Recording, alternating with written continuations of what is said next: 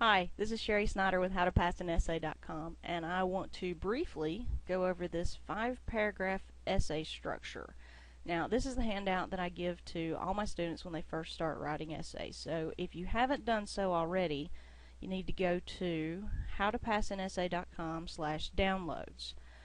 If you scroll down just a little bit, the very first link at the top here, the 5-paragraph essay structure or this thumbnail, you can click on those and open them in your screen, or you can right click and save them. I definitely recommend printing them because this is basically the roadmap we're going to use, so we can see where those blanks are and what we need to fill in so we can get this essay on paper. So the first thing I want you to look at on this roadmap is the shapes that we have here on the side. You notice they're numbered 1 through 5 for our 5-paragraph essay structure. It has a very definitive flow from top to bottom for 5 very specific paragraphs that we need to include in the essay. Now, the shapes are not just there to be pretty. They're actually that shape for a reason. You notice we have an inverted triangle at the top, then we have 3 squares for our body paragraphs, and we have a regular triangle at the bottom for our conclusion. Now, that's because in the introduction, you want to open wide with an attention getter and bring them in and focus them on your topic, on your thesis. Then you're going to take each of the body paragraphs and you're going to spell out all the details, and you're going to round out all those details, and you're going to square off all those details in each of the 3 body paragraphs. And then in the conclusion, you want to refocus them back on that thesis and spread out so that you can tell them to take action or do whatever they need to do at the conclusion of this essay. Now, for each part of the essay, the introduction, the body, and the conclusion, we're going to take each of those pieces and break them down line by line, sentence by sentence, so you can see each blank and what sentences you need to put where, so you can fill in those blanks and complete the essay. But right now, I just want to give you a really brief overview of this entire structure so you can see where we're going with this. So you can see visually that each of these shapes represents a paragraph, one of the 5 paragraphs in our essay. And each of those paragraphs is going to contain about 4 to 5 sentences, give or take. As you'll see over here on the right side of your handout, we've got the introduction, the body, and the conclusion all spelled out line by line. Now, the first thing you want to do in your essay, the first thing in the introductory paragraph, is you're going to want to include an attention getter. That'll be about 1 to 2 sentences, just something to draw them in. You got to remember, these graders will probably be grading hundreds of these at one time. So anything that's going to draw their attention and draw them to your paper is going to be beneficial for you. Now, to take a little pressure off, this doesn't have to be the best attention getter in the world. It's not like you're trying to write a novel or anything. We're trying to pass an essay. So including an attention getter is important. It being the greatest attention getter in the world is not that important. They just need to see that you've made the effort and put it in there. Now, I'm going to skip a step here because the absolute most important part of your paper, for most important part of this introduction, is the very last sentence. It's 1 sentence, your thesis statement. Now, thesis statement is just a fancy way of saying it's the last sentence of the first paragraph, including your topic and the 3 points that you want to make about your topic. Each of those 3 points is then going to be discussed in detail in each of the body paragraphs. Now, the reason I skipped that second step is because your whole process on step 2 here is to tie your attention getter to your thesis statement. Now, the word explication, I've pulled it up in dictionary.com, basically is an explanation or an interpretation. I'll scroll down a little bit too, and it talks about the analysis or interpretation, especially of a literary passage or work or philosophical doctrine. Basically, it means you're going to explain it, but you're going to go a little bit further than the explanation. It's not just the basic definition. You're actually going to, as I talk about later, define, explain, give examples. Explanation a little bit further would be explication. So, to review, just on the introduction, what we're trying to do is write 1 or 2 sentences of an attention getter, something to draw them in and make them want to keep reading, that's related to your topic and 3 points in the last sentence of that first paragraph. And we do 2 or 3 sentences to tie the attention getter to your thesis.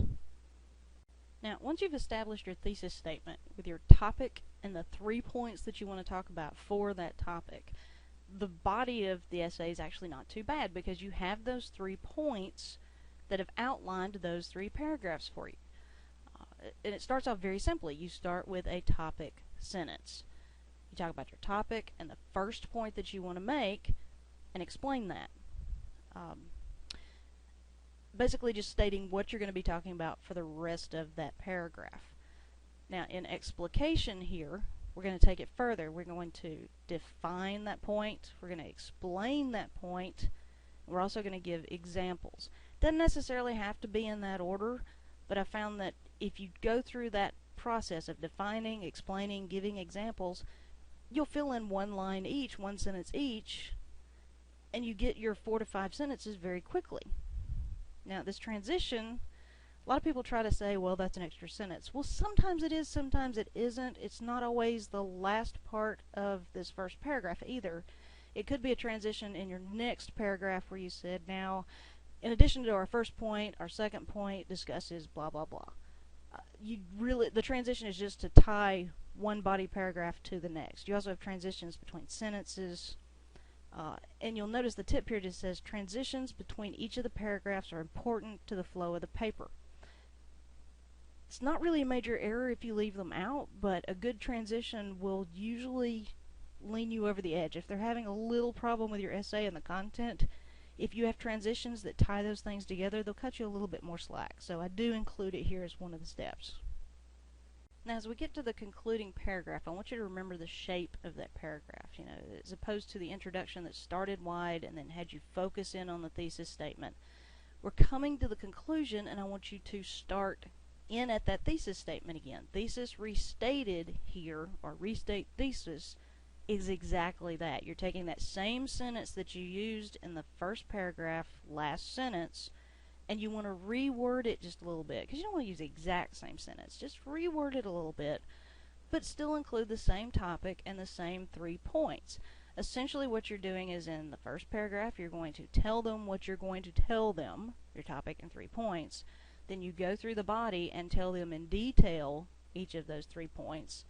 And then in the conclusion, you tell them again what you told them. It's a 3-point process of repeat, repeat, repeat to make your point.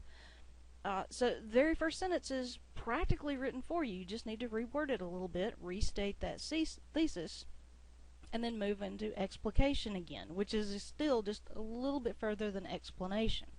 Now, you notice explication is a little different in the introduction, where it ties the attention getter to the thesis. It's very clear in the body where you define, explain, give examples. In the conclusion, it's kind of the same thing, but you adjust just a little bit. Sometimes you can summarize what you've said, but since you've already said it 3 times, it may be a little difficult sometimes to just purely summarize. This is also a point where you can make a judgment if the topic lends itself to that. You should definitely refer back to your attention getter. Whatever you used up here, you've led them into the paper. Well, to give it a good closure, you need to refer back to what you said when you first led them into it. So make it relative. Tell them, just like we tied it with explication, the attention getter to the thesis, you also need to refer back to that attention getter and show them again why that was relevant. And then finally, this affects more speeches than it does essays, but it's growing in popularity now that people are doing a call to action.